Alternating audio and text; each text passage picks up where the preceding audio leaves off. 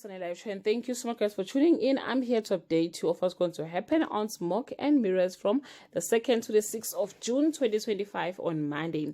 Thandiso tries to bribe Uzolethu, who later agrees to help. Fanyana and Kayise wake up together. Mandla's loan is denied and Millie must drop out. Tim and Sipho argue on Tuesday.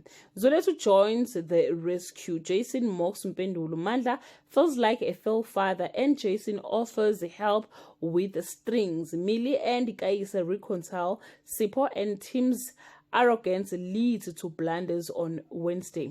The rescue is delayed and the jailbreak is planned. Mandla uses the two-pot system to pay fees, pleasing Millie but upsetting Philile.